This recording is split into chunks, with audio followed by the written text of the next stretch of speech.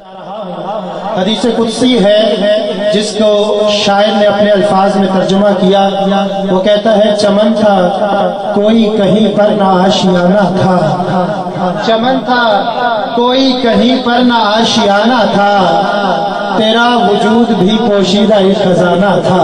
چمن تھا کوئی کہیں پر نہ آشیانہ تھا، تیرا وجود بھی پوشیدہ ایک خزانہ تھا. بس ایک تیری حقیقت تھی سب فسانہ تھا، بس ایک تیری حقیقت تھی سب فسانہ تھا، ہزار پردوں کے پیچھے تیرا ٹھکانہ تھا.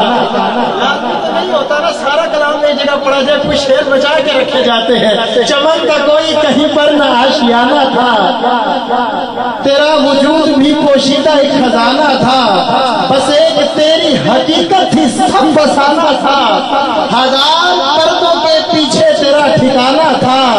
ہوا نہ آگ نہ مٹی نہ آب و دانہ تھا، خدا ہی جانتا ہے وہ بھی کیا زمانہ تھا.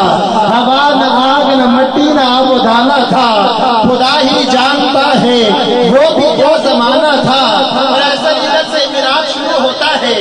ہم نے باری تعالیٰ سے میراج کی طرف جانا چاہوں گا. خدا کا منشا تھا چمن تک کوئی کہیں پر نہ آشیانہ تھا، تیرا وجود بھی پوشیدہ ایک خزانہ تھا، بس ایک تیری حقیقت تھی سب فسانہ تھا، ہزار پردوں کے پیچھے تیرا ٹھکانہ تھا.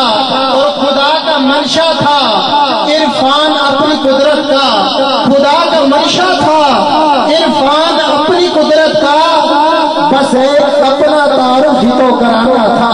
خدا کا منشا تھا عرفان اپنی قدرت کا، بس ایک اپنا تعارف ہی تو کرانا تھا. خدا کا منشا تھا عرفان اپنی قدرت کا، بس ایک اپنا تعارف ہی تو کرانا تھا. اشارات نے اس تعارف کس انداز میں کرایا کہ ہم نے تجھے جانا ہے فقط تیری عطا سے. چونکہ کسی کو جاننے کے لیے اس کا تعارف ہونا لازمی ہے. اب رب ان تمام چیزوں سے پاک ہے جو ہم تعارف کرانے کے لیے پیش کرتے ہیں.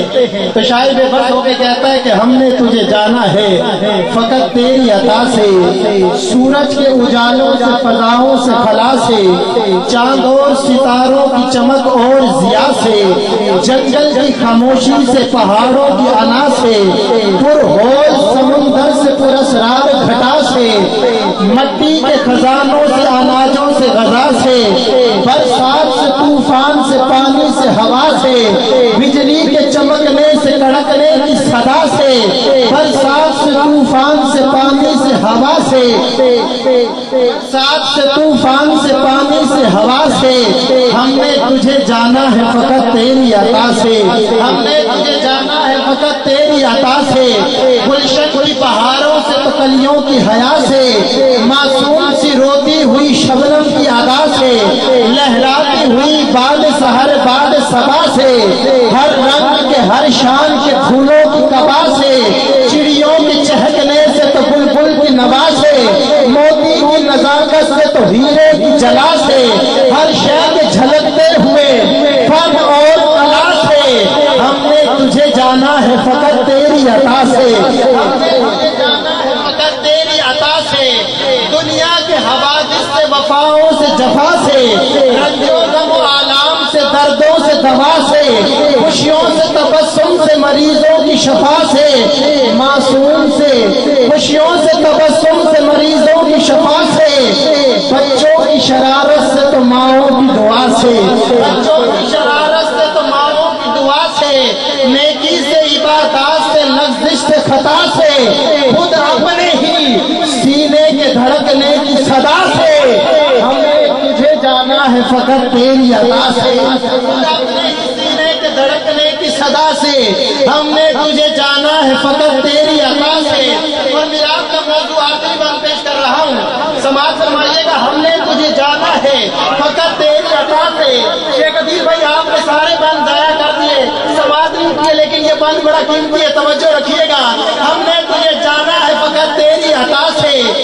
ابلیس کے فتنوں سے تو آدم کی دعا سے، ابلیس کے فتنوں سے تو آدم کی دعا سے، اوصاف ابراہیم سے یوسف کی حیا سے، اور حضرت ایوب کے تسلیم و رضا سے، عیسیٰ کی مسیحائی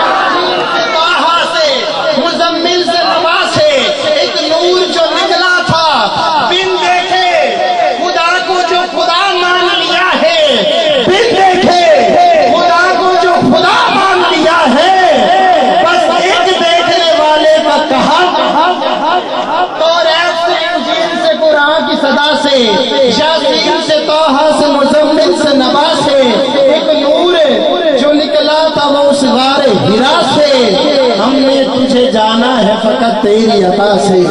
خدا کا منشا تھا عرفان اپنی قدرت کا، بس ایک اپنا تعارف ہی تو کرانا تھا۔